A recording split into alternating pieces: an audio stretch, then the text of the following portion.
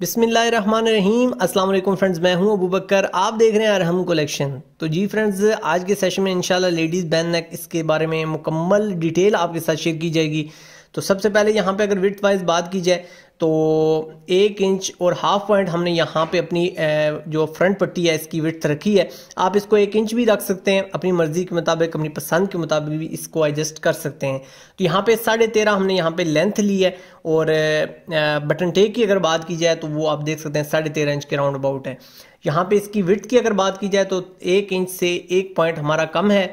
और अब नेक्स्ट जो हमारा स्टेप है, इसमें हमने बैन के लिए पेपर फ्यूज लिया है जो कि विड्थ वाइज 2 इंच है और लेंथ आपकी रिक्वायरमेंट के मुताबिक होगी।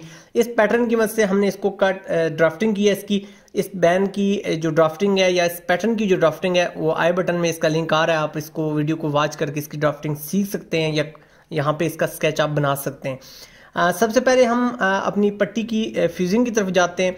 तो सबसे पहले यहाँ पे आप देख सकते हैं टेयरिंग ब्रश की मदद से हमने यहाँ पे अपनी फ्रंट पट्टी की जो फ्यूजिंग है वो हम यहाँ पे कर रहे हैं। पानी लगाना इसलिए ज़रूरी होता है या पानी इसलिए अप्लाई किया जा रहा है ताकि हमारी जो फ्यूजिंग है वो हमारी टोटल भाप की मदद से हो। और भाप से जो फ्यूजिंग होती है उसके अंदर फिनिशिंग भी आती है। और उसके अलावा आपके कुछ ऐसा यूज़ के बाद आपकी जो पेपर फ्यूज़ है इसके ऊपर बुलबुले या आपका जो पेपर फ्यूज़ है वो कपड़ा छोड़ जाता है, वो इशू इंशाल्लाह नहीं आएगा। यहाँ पे जो पेपर फ्यूज़ यूज़ की जा रही है वो सॉफ्ट पेपर फ्यूज़ है। आपने नरम पेपर फ्यूज़ यूज़ करनी है ताकि आपका जो बैन है या आपकी जो फ्रंट पट्टियाँ हैं या आपके जो कफ्स हैं वो लेडीज़ सूट पे बहुत हैवी न लगें। तो यहाँ पे आप देख सकते हैं नेक्स्ट हमारा जो स्टेप है, हमने बटन टेक के लिए पेस्टिंग हमने कर ली है। ये भी हम रफ इसकी पेस्टिंग कर रहे हैं। आप अपनी तरतीब अपनी रूटीन के मुताबिक इसको एडजस्ट कर सकते हैं। यहाँ पे जो हमने ड्राफ्ट किया है अपने बैन को, इसको हम अब फाइनली यहाँ पे इसको कट कर रहे हैं। ये जितनी भी हमारी कटिंग है हमारी फ्रंट पट्टी से लेके बटन टेक या बटन टेक से लेके बैन तक, वो हमने कोशिश करनी है कि इक्वल करनी है। अपनी सीजर को स्ट्रेट यूज़ करना है, कट इस पेपर फ्यूज में बिल्कुल ना आए। आप यहाँ पे बैन की जो विड्थ है या इसकी 2 तहें भी यूज़ कर सकते हैं अगर नरम आपकी पेपर फ्यूज़ है। अगर आपके पास हार्ड है तो आप कोशिश करें कि सिंगल ही यूज़ करें, और अगर नरम ही है तो भी आप इस पर सिंगल भी यूज़ कर सकते हैं। ये अब आपकी पसंद पे मबनी है। अगर आप प्रॉपर फिनिशिंग चाहते हैं जैसे कि नॉर्मली जेंट्स बैनों में आपको देखने को मिलती है तो आप यहाँ पे इसको डबल भी यूज़ कर सकते हैं। तो मोस्टली लोग यहाँ पे सिंगल यूज़ करते हैं लेडीज़ स्टिचिंग के दौरान, तो आप इसको यहाँ पे सिंगल भी रख सकते हैं। तो अल्हम्दुलिल्लाह इस शेप में आपका बैन आपने रेडी करना है। और उसके बाद अब हम यहाँ पे इसकी जो पेस्टिंग है वो हम कर रहे हैं। और यहाँ पे इसकी जो पेस्टिंग है वो आपने एक मखसूस टेम्परेचर पे करनी है, क्योंकि नॉर्मली जो जर्मन बुकरम होती है उसकी जो टेम्परेचर होता है वो थोड़ा सा फास्ट रखना पड़ता है। नॉर्मल जो हमारे फैब्रिक्स होते हैं वो जैसे कि लेडीज़ की अगर बात की जाए तो वो बाज़ औक़ात ज़्यादा हीट नहीं लेते। तो इस चीज़ का आपने डिसीजन कर लेना है कि आपका जो फैब्रिक है वो आपकी आयरन की हीट जो है वो प्रॉपर बर्दाश्त कर सकता है या नहीं। तो नेक्स्ट जो अब हमारा स्टेप है, अब इसमें हम अच्छे तरीके से अपने बैन को हीटअप करेंगे। अगर इस स्टेप में आपके पास यहाँ पे देख सकते हैं हमारी जो पेस्टिंग है वो यहाँ पे आपके सामने हो चुकी है अच्छे तरीके से। बैन पे भी हमने अच्छे तरीके से पानी अप्लाई किया है। और अगर आपके पास स्टीम आयरन है तो आप उसका भी प्रॉपर यूज़ कर सकते हैं।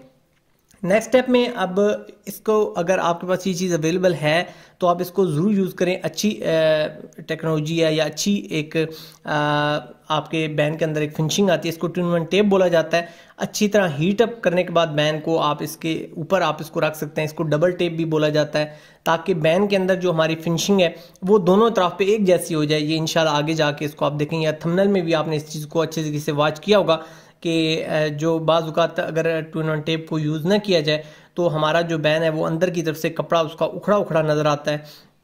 लेकिन अगर 2-in-1 टेप आप यूज़ करेंगे तो उससे आपके जो बैन का अंदर वाला पीस है उसके अंदर प्रॉपर एक प्रोफेशनल फिनिशिंग आती है, या आप इसको कह सकते हैं कि आपका वो डबल साइड से पीस आपकी पेपर फ्यूज़ के साथ जॉइंट हो जाता है, जुड़ जाता है, जिससे आपके एक तो बैन की लाइफ भी बढ़ जाती है, प्लस आपको जो बैन है इसकी जो लुक है वो प्रोफेशनल या खूबसूरत आ जाती है। तो अब यहाँ पे इंशाल्लाह नेक्स्ट आगे बढ़ के मैं आपको इसका मुतबादल हल भी बताऊंगा। इंशाल्लाह आप इस ग्लू स्टिक को यूज़ करके भी आप इससे मुस्तफ़ीद हो सकते हैं। जिस एरिया को हम यहाँ पे आप देख सकते हैं हम बैंडिंग कर रहे हैं, इस एरिया को या इस एरिया पे आप ग्लू स्टिक को यूज़ करके आप इसको भी अच्छे तरीके से पेस्ट कर सकते हैं। ये दोनों ऑप्शंस हैं। इंशाल्लाह हम पट्टियाँ हमारी जो है वो हमने ग्लू स्टिक को यूज़ करके इंशाल्लाह वो बनानी है। और अल्हम्दुलिल्लाह ये देखिए इस तरीके से हमारा जो बैन है वो रेडी हो चुका है।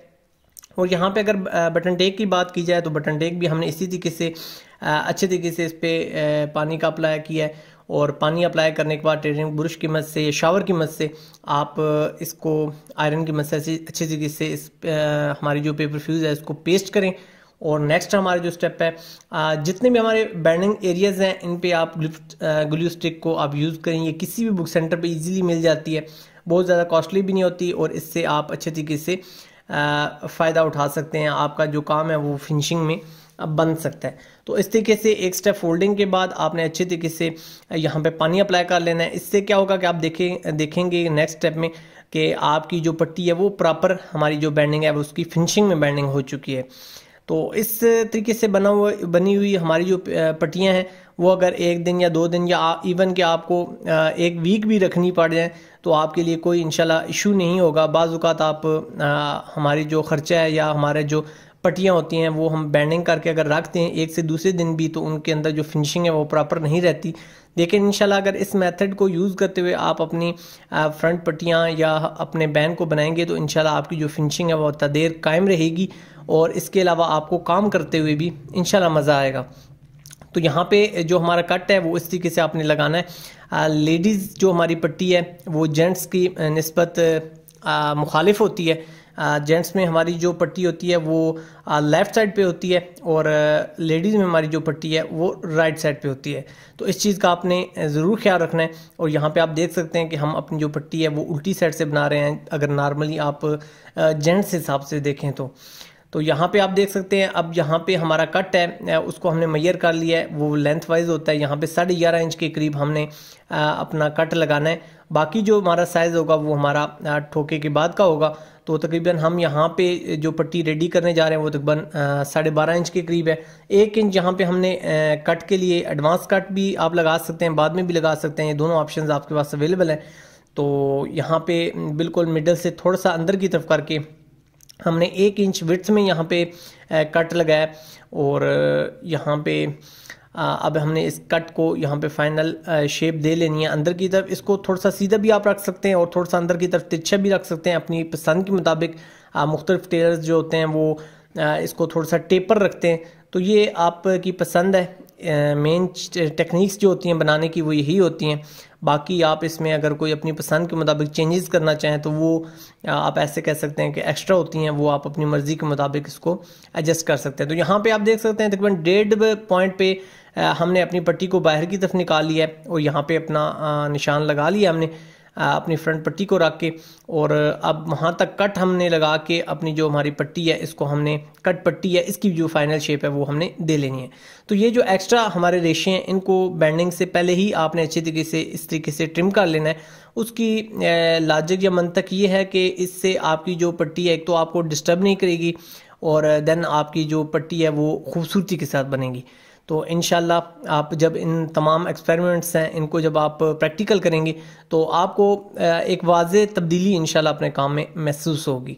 तो अल्हम्दुलिल्लाह हमारी जो लुक है वो आपके सामने आ चुकी है। ये देखें हमारे पास फ्रंट पट्टी और हमारी जो कट पट्टी है उसका डिफरेंस आपके सामने आ चुका है। दरमियान में अगर आप स्पेस छोड़ना चाहते हैं तो आप अपने कट जो हमने कट लगाए हैं इनको लेफ़्ट या राइट सरका के आप इनमें जो गैप है वो मज़ीद बढ़ा सकते हैं। तो आप यहाँ पे देख सकते हैं हमारा यहाँ पे कट जो है वो तकरीबन हमने यहाँ पे बराबर रखा है। कुछ लोग दरमियान में कट पसंद करते हैं तो आप अपने पट्टी और बंटे का कट जो है वो लेफ़्ट और राइट करके आप इसको एडजस्ट कर सकते हैं। यहाँ पे हमने अपनी आसानी के लिए यहाँ पे ये आयरन की मदद से बैंडिंग की है। आपने अपनी फ्रंट पट्टी का हाफ करके यहाँ पे बैंडिंग कर लेनी है। हाफ करने से ये मुराद है कि इस तरीके से आपकी जो पट्टी है वो बिल्कुल इन दोनों निशानात के दरमियान में अच्छे तरीके से आ जाए। तो यहाँ पे अब हमारी जो लेआउट है वो कंप्लीट हो चुकी है। जहाँ तक हमारा कट है तकरीबन 11.5 इंच के करीब हमने वहाँ तक सीज़र की मदद से इसको कट कर लिया है। अब हम इसकी स्टिचिंग करते हैं। यहाँ पे आप देख सकते हैं 11.5 इंच के करीब हमारी जो कटिंग है वो कंप्लीट हो चुकी है। तो सबसे पहले हमने यहाँ पे बटन टेक स्टिच करनी है। नॉर्मली आप देखते होंगे इस साइड पे हमारी जेंट्स की पट्टी लगाई जाती है, जबकि यहाँ पे अब हम क्योंकि लेडीज़ कट पट्टी बना रहे हैं तो यहाँ पे अब हमारी यहाँ पे बटन टेक लगाई जा रही है। तो लेडीज़ में इतना ही डिफरेंस होता है, बाकी तकरीबन मेजर जो टेक्निक्स होती हैं वो मिलती जुलती ही होती हैं। कटिंग में थोड़ा बहुत फ़र्क होता है, वो इंशाल्लाह मुख्तलिफ तरीक़ाकार हैं इस बैन को लगाने के, वो इंशाल्लाह स्टेप बाय स्टेप आपके साथ हम शेयर करते रहेंगे। यहाँ पे नेक्स्ट स्टेप की बात की जाए तो हमारी फ्रंट पट्टी है, और हमारी फ्रंट पट्टी यहाँ पे अगर यहाँ से कैमरे की मदद से देखा जाए तो अब हमारी लेफ़्ट साइड पे आ रही है, और नॉर्मली कमीज़ पे देखा जाए तो राइट साइड पे, अगर वेयर करके बात की जाए तो राइट साइड पे हमारी फ्रंट पट्टी यहाँ पे अटैच की जा रही है। यहाँ पे आप देख सकते हैं कि बिल्कुल नरम हाथ पे आपने अपनी स्टिचिंग करनी है। अक्सर देखते होंगे कि बिल्कुल एंड पे जाके बाजू का सलवट बन जाती है। उसकी वजह यही होती है कि कपड़ा जो होता है वो या तो मशीन का टांका टाइट होने की वजह से खींचा जाता है, जिसकी वजह से या उसमें खिंचाव आ जाता है, जिसकी वजह से आप की जो एंड पे चुनट है वो बन जाती है, या बाज़ औक़ात आप थोड़ा सा कपड़ा खींच के रखते हैं, उसकी वजह से भी आपकी चुनट सी बन जाती है इस जगह पे। तो आपने बिल्कुल नरम हाथ पे रख के बिल्कुल आपने इस पट्टी को लगाना है। और यहाँ पे आप देख सकते हैं जिस जगह पे नीचे हमारी बटन टेक मौजूद है उसका यहाँ पे हाथों की मदद से हमने डिसीजन किया है, इसको चेकआउट किया है, और उसके बाद अब हम अपने दोनों कट्टों को बराबर करने के बाद अब यहाँ पे हमने ठोका बांध दी है। तो ये विदाउट हमारी जोड़ हम पट्टी लगा रहे हैं, और इस तरीके से आपने अपनी जो पट्टी है वो कंप्लीट करनी है। यहाँ से एक दो स्टेप आपने रिवर्स करने के बाद मशीन को, अगर आपके पास अच्छी मशीन है, आप इससे फ़ायदा उठा रहे हैं, तो आपने इसको रिवर्स करने के बाद आपने अपने इस स्पेस को कवर करके अपनी पट्टी को कंप्लीट कर लेना है। तो अल्हम्दुलिल्लाह हमारी जो फ्रंट पट्टी है, कट पट्टी है, ये अच्छी तरीके से यहाँ पे अटैच हो चुकी है। कट अगर आप बाद में लगाना चाहें तो भी वो आपके पास ऑप्शन है, वो आप बाद में भी लगा सकते हैं, अपनी पसंद के मुताबिक भी लगा सकते हैं, लेकिन ये आसान तरीका है। मोस्टली मेरे देखने वालों को भी ये ज़्यादा आसान लगता है, तो इसलिए हम इसको फाइनल यहाँ पे हमने इसको लगा लिया।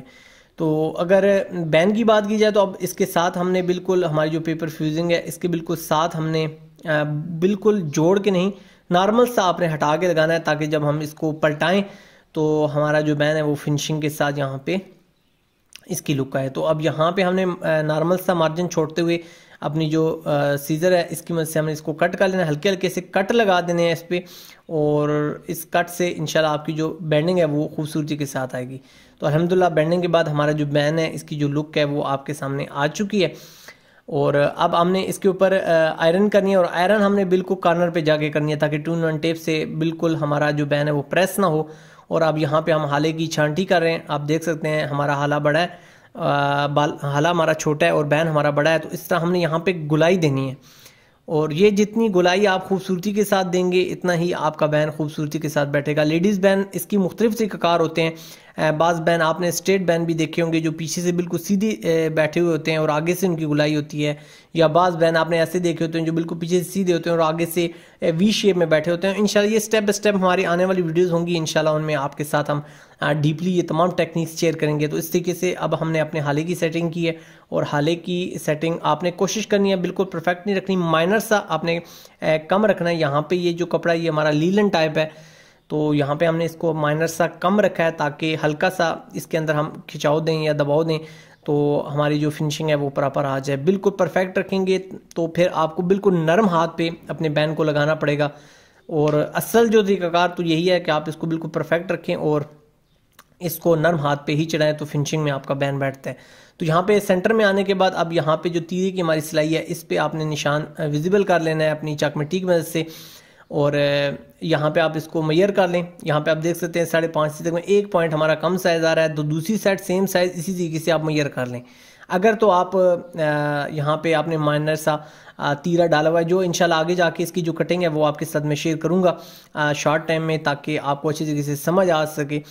तो क्योंकि हमारी कोशिश होती है कि आपके साथ मुकम्मल टेक्निक्स शेयर की जाएँ। तो यहाँ पे आप देख सकते हैं कि जिस लेआउट पे हमारा निशान है वहाँ पे ही आपने अपने दूसरे तीरे का अगर निशान लेकर के आएंगे तो आपका हाला फिरेगा नहीं और आपका जो हाला है वो फिनिशिंग में बनेगा।